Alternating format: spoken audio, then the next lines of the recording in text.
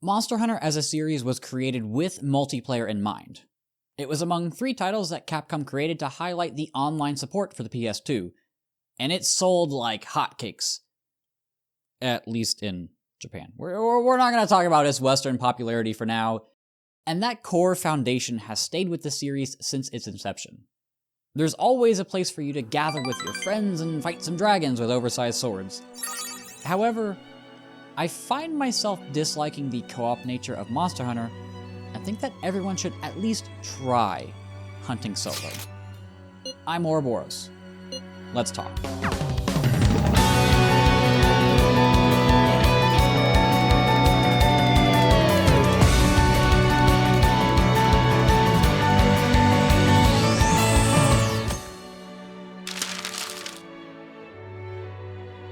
Alright, let's get this out of the way. I don't have a problem with people hunting in a group. I don't have any friends who play this series. And believe me, I have tried. I imagine the co-op experience is vastly different if you are in a Discord call with your friends, but for me, I don't have that to fall back on. Even if you like playing with randoms, I understand that. There are even a few fights here and there, most notably ones specifically designed for multiplayer, which I do in fact prefer to hunt with a party, like Safi'jiiva and Jin Dahad are fantastic examples of those types of hunts which are meant to be taken on with a group. So again, I don't care if you hunt with others. I'm not trying to convince you that this is the super ultra hardcore, no grass touching gamer way to play. It's just my preferred method. It comes down to a few key reasons. The first is that I feel like I have far more control over the monster when it's just me. And of course, Sadie.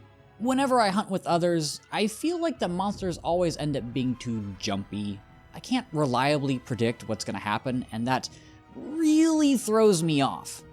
I don't know when they're going to face me. I don't know if they're going to go charging after a ranged user across the map. I don't know anything. And that, ironically, makes me fight way too recklessly. I've noticed that I managed to cart more in multiplayer hunts because of this volatility. I have a pretty good understanding of all of the higher tier hunts in Wilds. I know the windup and cooldown on basically every attack, but when I'm in multiplayer, I tend to go for those big moves when I shouldn't really have those windows because my stupid brain goes, do it. There's only a 1 in 4 chance that the monster targets me, so why don't I go for an SAED? Why don't I throw out that true charge slash? I gamble way too much.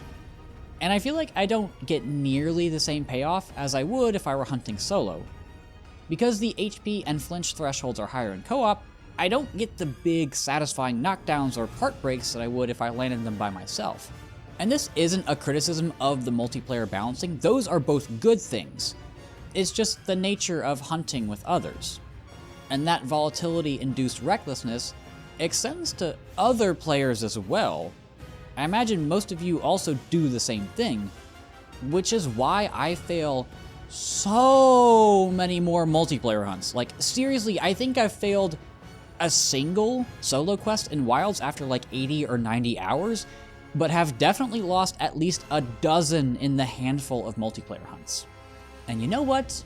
There were times when I carted in multiplayer, so I'm not saying that I'm running around doing Arc-Tempered Raidou with like HR-10 people, but rather that volatility in the monster has a huge impact on the hunters. This is going to sound a little counterintuitive, but I feel like that co-op foundation also runs a little contrary to what I really love about the series. Going toe-to-toe with a monster, learning their moveset, and after a long and difficult battle, emerging victorious. I don't know about you, but that's why I've stuck with the games for well over 1,000 hours. That's why I keep trying out new builds and weapons. It's what makes this series so replayable.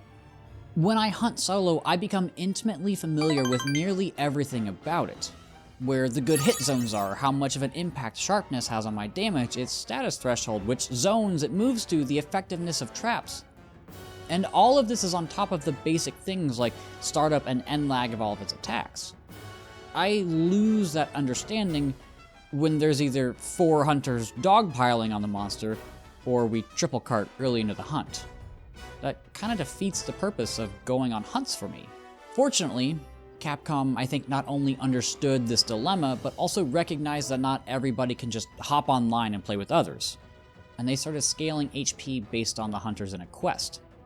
This has made my life so much easier. When I first played Generations Ultimate, I decided that I wanted to solo my way entirely through G-Rank. That went well, until about halfway through when I had to start doing like 40-minute hunts, which is just too long for most monsters, but I can now experience the hunts in my favorite way all the time. Capcom gave us the flexibility in how we hunt, and that is the core foundation of the series. Another thing I love about solo hunts is that I can track my progression both in terms of gear, but also personal skill. Damage is so heavily influenced by other hunters that multiplayer hunts can vary drastically. Sometimes you end up with an absolutely cracked hunting horn in your squad and just roll through a monster. It can be hard to tell just how good you are at the game, and if your new set of gear can really hold up to your previous one. However, if you hunt solo, you get such a better gauge of everything. How your skills affect the monster, how well you can exploit the environment, even seeing how useful some of your Palico skills are.